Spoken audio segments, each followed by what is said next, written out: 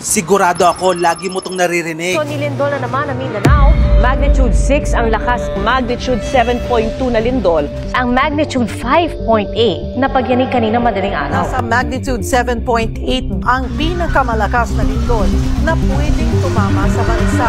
Teka muna, ano ba yung magnitude na yan? At paano nila sinusukat yan? Imaginin mo to, what if isang magnitude 25 na lindol ang tumama sa Metro Manila o sa Davao o sa Cebu? Ano ba ang mangyayari? Tapos ganito yung bahay mo. 6 na palapag ng bahay na hindi tayo nakakasiguro kung sumunod nga ba sa building code ng Pilipinas. Kasi kung isipin mo, yung magnitude 25 parang imposible. Kasi alam mo ba na kapag nagkatotoo yun, kaya na nitong gunawin ang araw? Yes, the sun. Pero bago tayo mapalayo, ito muna ang basics ng tinatawag na magnitude sa lindol. Ang talagang tawag dyan ay moment magnitude scale. Pero ang tawag dati dyan ay Richter scale. Ginagamit yan para sukatin ang lakas ng lindol. Madalas natin naririnig ang magnitude 3 hanggang 9. Kaya maraming nag-aakala na hanggang 10 lang ang limit. Pero sa totoo lang, walang hangganan ng scale na ito. Pwede itong tumaas o bumaba, depende sa energy na nare-release. Halimbawa, isang magnitude 9 na lindol ay kayang baguhin ang ikot ng mundo kahit sobrang liit lang ng pagbabago sa haba ng isang araw. Para magkaroon naman ng magnitude 10, kailangan mo ng fault line na 3,500 kilometro ang haba. Halos kasing laki ng buong Pilipinas hanggang India. At kung magnitude 15 naman, yung ganong kalakas na energy, kaya na nitong pausukan at patuyuin lahat ng tubig sa mundo, kasama ng karagatan. Pero wag ka, meron din daw tinatawag na magnitude 0 o negative earthquakes. Kapag magnitude 1, parang may bumagsak lang na cement truck sa tapat ng bahay mo. Yung magnitude 0 naman, parang buong team ng basketball ang sumalpok sa garahe ng kapitbahay. At kapag negative 3, parang cellphone mong nahulog sa kama. At kapag magnitude negative 15 naman, parang alikabok lang na dahan-dahang bumagsak sa mesa. Kaya kung may magnitude 15 na kayang burahin ng mundo, may magnitude negative 15 naman na kasing lakas lang ng alikabok. Pero paano nga ba sinusukat ang magnitude sa lindol? Ganito yan mga kamagkano. Ang magnitude ay sukat ng kabuuang energy na pinapakawalan ng lindol sa ilalim ng lupa. Sinusukat ito gamit ang instrumentong tinatawag na seismograph. Parang machine na nagdodrawing sa papel. Mas malaki ang wave, mas malaki ang energy. At tandaan, bawat dagdag ng 1 point sa magnitude scale, ibig sabihin 32 times na mas malakas ang energy. Kaya kung magnitude 5 lang ang lindol at ang isa naman ay magnitude 6, ibig sabihin yung magnitude 6 32 times na mas malakas. And since earthquake magnitude is logarithmic, meaning each whole number increase equals to 32 times more energy release. Ibig sabihin, yung Cebu earthquake na may magnitude 6.9,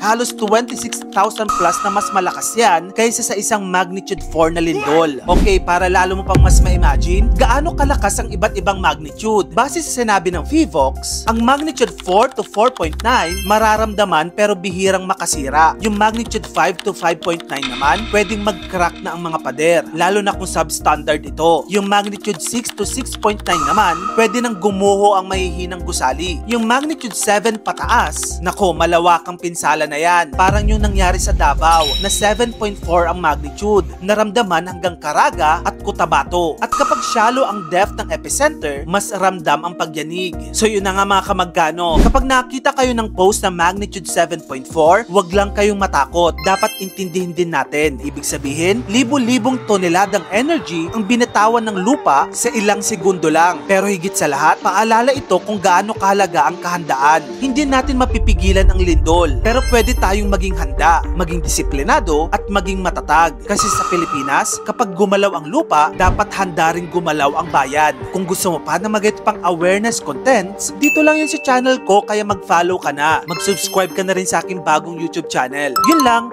maraming salamat sa panonood mga kamagkano.